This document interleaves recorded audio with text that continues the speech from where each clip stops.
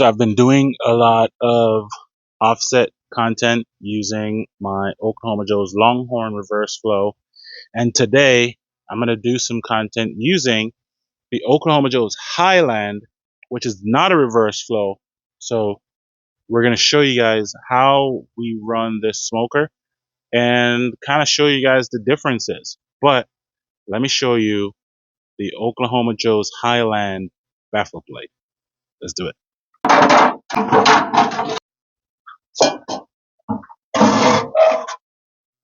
So this is the baffle plate from Luck that fits the Oklahoma Joe's Highland, not the reverse flow kind. Okay.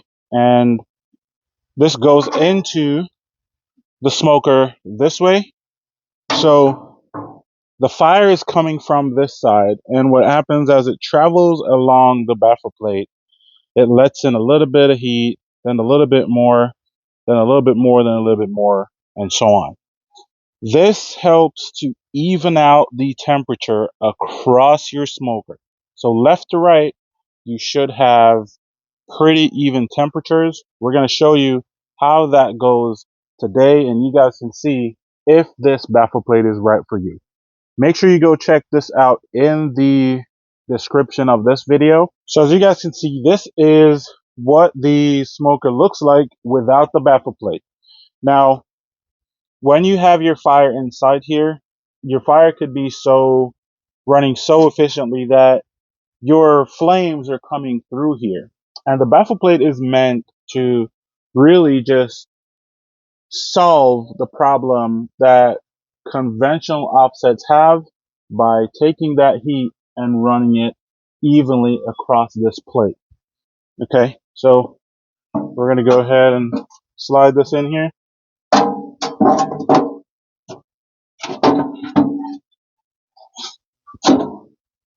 And that's how easy it is to get in here. Once you start cooking on this and grease starts dripping on here, it's going to look a whole lot different. Don't even worry about that. But this is really where you can get your traditional offset to compete with a reverse flow. The big edge that reverse flow smokers have is that they use the baffle plate system or tuning plates to even out the distribution of the heat. And so that's what they mean when they say reverse flows cook more evenly.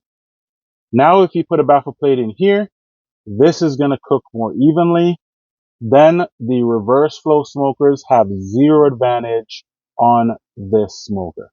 So let's put this thing to use. We're going to light a fire up in here and we're going to show you guys how we run this all day.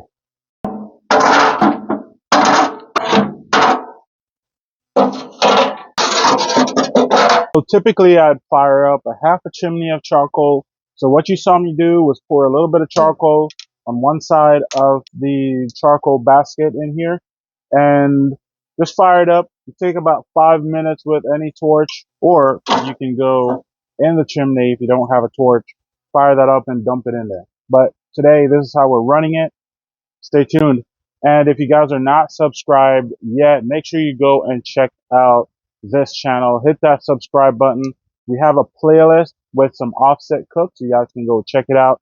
See how I run the offset, but stay tuned. I'm going to let this fire in here run for about 30 to 45 minutes. We want the whole smoker to come up to temp. We want to have a bed of coals. That way we can start adding one split at a time to maintain our fire. We're looking to run 250 to 275 all day. We're going to see how we can stay in that range, not drop below too far, not go up too high. When you're cooking on offset, you want to make sure try to stay tuned to a range and not a specific number, right? We don't have a button that we're going to turn right here. So don't expect it to just stay super steady, but we're going to do our best to make sure we maintain that. You can find my fire management book up on Amazon, search Wrangling Fire, or you can just go to my website. It is linked down below in the description as well. I have some wood inside here. So for this first 30 to 45 minutes, when this smoker is just getting hot, this wood is getting warm. It's been sitting outside. It's been in the rain. everything, but it is dried seasoned wood that we've had here for a while. So we're just trying now, get that warm, get it primed, ready for our day cook. So let's get to it. Now our fire is ready. We have a good little blaze on there. The wood has caught on fire. And now we're going to shut this down and let it heat up the smoker. So I have my intake wide open right here. We're going to get as much airflow as we can. And then we're going to open the exhaust stack wide open as well to let that suck some heat into the smoker. And we'll see where it lands. This part of the smoker prep, we're getting dirty smoke. We don't want to cook with dirty smoke. So what we're doing, we're allowing the smoker to burn off the old grease, burn off that wood, and allow us to be cooking with straight fire. All right, so we're going to give this a little while. Check out how we prep our meats and everything that we're going to cook today. So right now our smoker is up to temp. It's a little bit over, but once we get the meat on, it should be leveled back out in the 250, 275 range. That's where we want to stay. Today we are running some beef cheeks. We're going to make some tacos. My prep on beef cheeks is pretty simple, very lazy, laid back. Let me show you what I do. I got these at Sam's Club. Now, if you guys do not have a Sam's Club membership and you want to try Sam's Club, I do have a link down in the description that you guys can go check it out. Beef cheeks come with all the fat on them. It's not necessarily a bad thing. There's a couple ways that you could do your beef cheeks that I recommend. So one way to do your beef cheeks is to not trim, just go ahead and smoke them just like this. But at the end, you'll see the fat more clearly and you can just cut it off. You can also trim them prior and then, but I think when you trim it prior, you lose some of the meat and not just the fat. So I'm going to show you guys what I do when I'm working with beef cheeks. Now I'm going to do a little bit of both, all right? I'm going to do a little bit of trim, but not too much.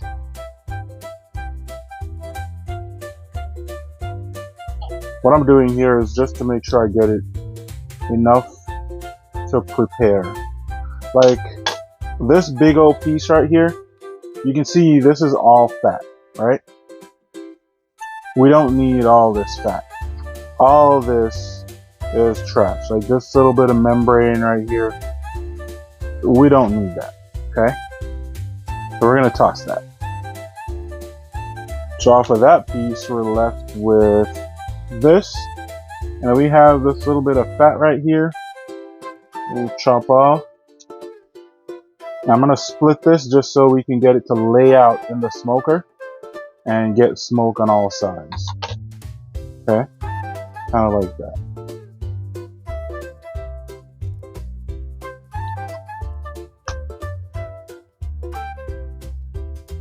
As far as the silver skin and everything, what we're going to do at the end when everything is cooked, we'll go through and anything that's kind of tough and not cooked tender, we're going to just discard. So a lot of this thick membrane right here, we'll be able to just shred the meat off of that and throw that away. And if it feels really good, if it doesn't feel rubbery or, crazy, we're just going to let it be. But this, we're going to put this in, we're going to season this up. So you can see this whole piece that we cut off here, it's a lot of fat, but it also has a little bit of meat in there. So I try not to remove a lot of this because when you're done, you can chop all of that up in the cooked meat, right? And it helps create that delicious fattiness, but it just has a lot of meat flavor in there. All right. You see that? That's something like the matambre cut, where it has like silver skin on both sides, but a little bit of meat in the middle. That's kind of the idea. All right, so I don't want to cut too much of that out. I'm gonna split this in two.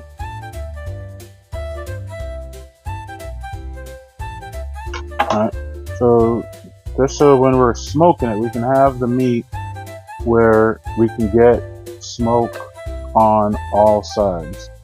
Now you don't need to use smoke for this. This is something that you could just brown and braise. But we're doing it, we're smoking it because we want to get a little bit of that flavor in there. Looks beautiful with a smoke ring inside when you shred this meat apart, so that's kind of the idea.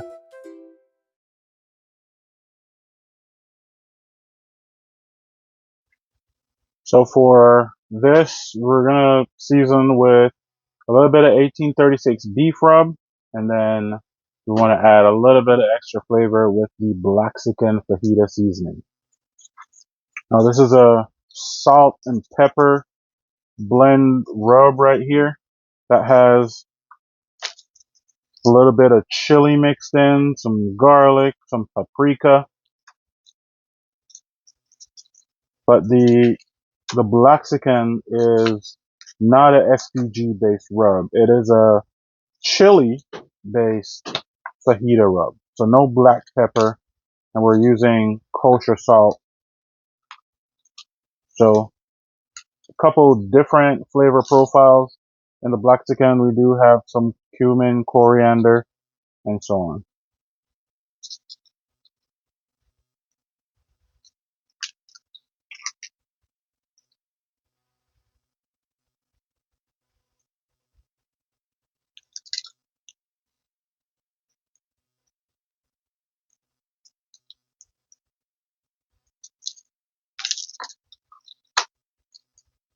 Now, I love the Blaxican fajita seasoning for anything taco. You can find these rubs up on my website. The Blaxican, the Jerk, and the Tropical Zinger. Those are my three rubs that I started selling this year. These are going to wait for a little bit till we get them on the smoker. Pork belly. This is another thing that we got from Sam's Club. This has the skin off, but it still has a little bit of fat on there. So we're going to make some pineapple jerk pork belly bites. This has a big chunk of just fat on this side, so we're just going to get rid of that. It already has so much fat. Taking that piece off, you're not hurting your cook at all. Alright, so we're going to cube these up. We're going to go fairly big cubes today. What I'm using here is a breaking knife from Victorinox. You guys can find that in my Amazon store. The Amazon store is linked whether on my website or in the description of this video.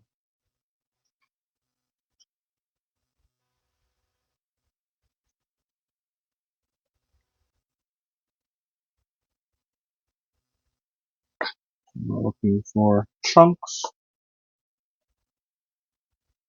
nice big cubes.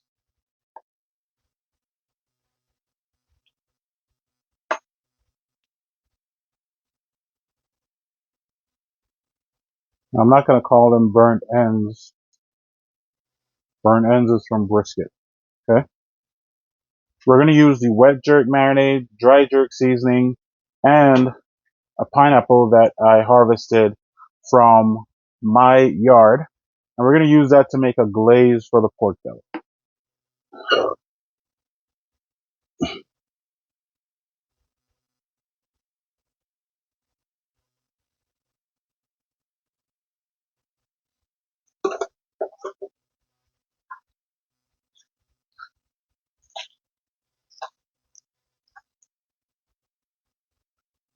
No binder, as you guys can see. on anything that I do. Just not needed. Look at that. Season. If you guys are ever wondering, my dry jerk seasoning do have allspice berries in there.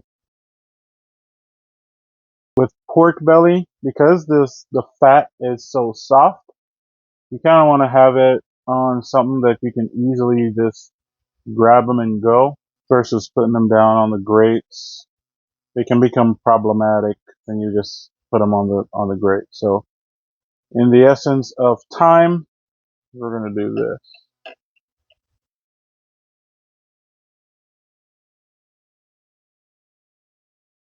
There you have it, guys. Jerk pork belly bites coming up.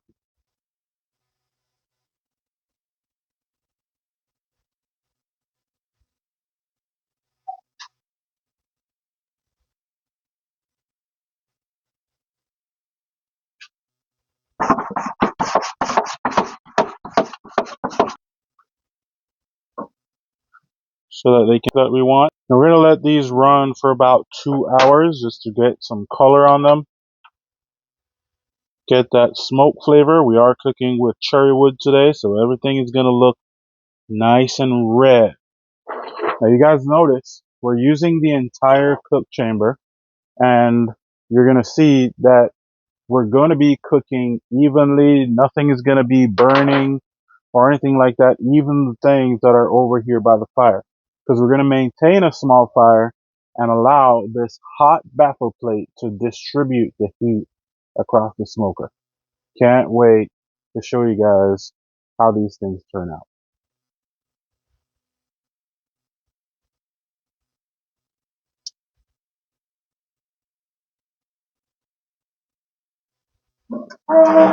So let's show you guys the baffle plates at work. So now we have added the food to the smoker, and we had it open for about 4 minutes or so. So you can see this lower smoker right here is right around 250. That's on the hot side. And then right over here, you can see this one on the opposite side is just under 250. Plus or minus, the baffle plate allows my smoker to be running about within 10 degrees of each other, all right, from left to right. And it's also obvious right up on top. Right up on top, the range is about 10 to 20 degrees hotter. This is showing about 25 degrees hotter. Same thing on the opposite side. So these dials are saying exactly 25 degrees top to bottom, and left to right 10 degrees. About 10 degrees, maybe less. Probably even 7. It's right there on the money. So that's really the point of the baffles, is to even out the smoking temperature left to right to allow you to use your entire grate so that you're not burning your food one side or the other. Now, with the Highland versus the Longhorn uses more fuel, uses bigger splits because it's got a bigger chamber, plus it has to push the heat across and then back out here for it to cook that way. So yes, it cooks more evenly, but it also uses more fuel. And right now, what we have going on is every 30 to 45 minutes, we only need to add one split, and it's a smaller split to this smoker. So stay tuned. We're going to show you how we add a split coming up next. So right now my temperature is dropping down below where I want it to go. I'm going to show you guys what we do when we're adding a split. So you can see the wood has burnt down into coals, and that's the point. So the wood burns down the coals, and you add more wood, and the cycle continues over and over. That is the point of the fire management on this thing. So now, when we add a wood split, right there, you're going to notice that that's going to catch on fire right away, right? That's why we have the wood split warming up. We're going to give it a few seconds, just about a minute or less, to allow that split of wood to just catch on fire real good. And then that's going to continue to go this way. So that's looking good. We shut that down and we make sure that we always have one split on here. I like to keep two splits on here, but there you go. These are going to be the next man up, and now my fire is just continuing just as normal.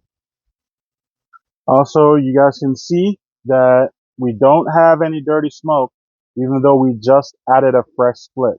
So having the wood split primed and ready to go, allowing it to catch on fire, reduces the amount of dirty smoke, but you are still getting smoke in your offset, right? We still have smoke in there. We just don't have smoke billowing. This is the real clean smoke that you want. So make sure you're paying attention to that. All right. So this is my last pineapple of the year. It's very small, but it's ripe. So we're going to use it. We're going to use the skin to make some juice to help make our glaze. We're going to make a jerk pineapple glaze for the pork belly. And then the actual pineapple, we're going to use that to make a pineapple salsa. Just gonna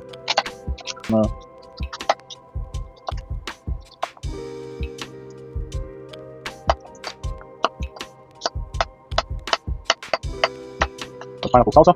So that's our pineapple for a pineapple salsa. We're gonna show you guys how we put that together. And the full recipe will be up on my website. So pineapple salsa and then juice for a jerk pineapple glaze for the pork belly bites. So to make my salsa, what I'm going to do is at the same time I'm going to make a pico.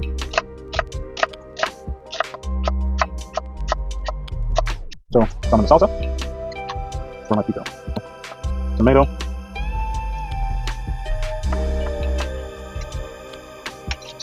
Pico. For the jalapeno, one side we're going to remove the seed and membrane, and the other side we're not. We're going to leave a little bit of spice in there. Oh.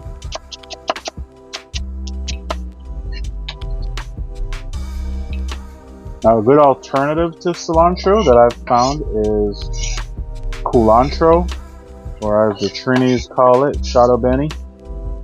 Shado beni is a lighter flavor of the cilantro, like, or culantro as it's called in the stores. It's really, really refreshing.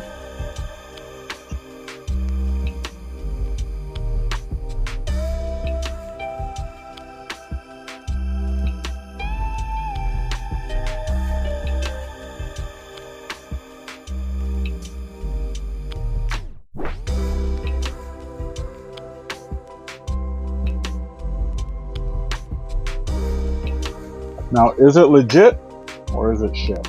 Let's see.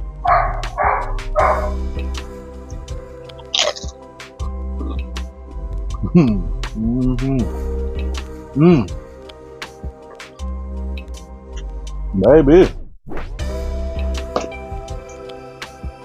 So right now we're gonna put the beef cheeks to braise. You guys can see this is, I'm only opening right now to check on these. These are starting to render. Got a nice little color to it. But the beef cheeks, you can see, nice crust. Now it's time to let these braise and get tender.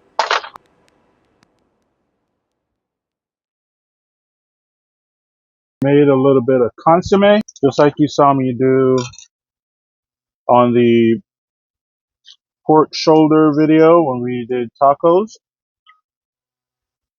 So we're gonna let this braise in this liquid, and then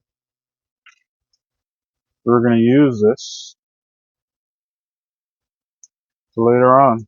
A cup of homemade chicken stock, some peppers, onion, cilantro, some of the black chicken seasoning, and a little bit of salt. And we're gonna wrap that up real tight. The pork belly, we're gonna move this over here. We're gonna keep the pork belly here. In about 30 minutes, we're gonna put this in a pan to braise as well. And we're gonna build a sauce, so we're gonna show you that here pretty soon.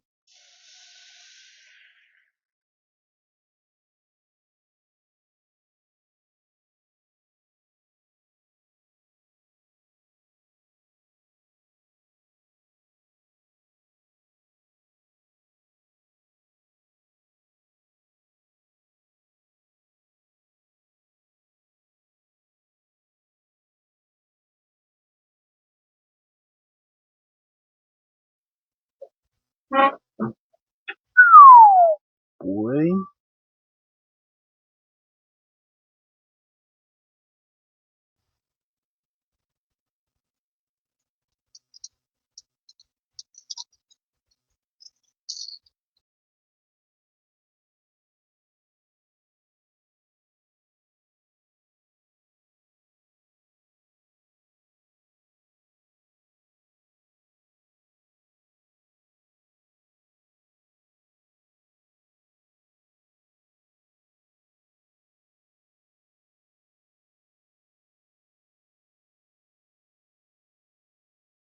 Now you guys have been watching me run the offset, the Highland offset, showing you how I run it just like the Longhorn offset.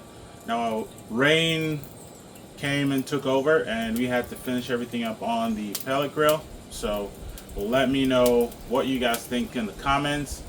If you want to get that baffle plate from Lava Lock, the link is down in the description and you can use the code right up here for a 10% discount. Check out the rest of the video.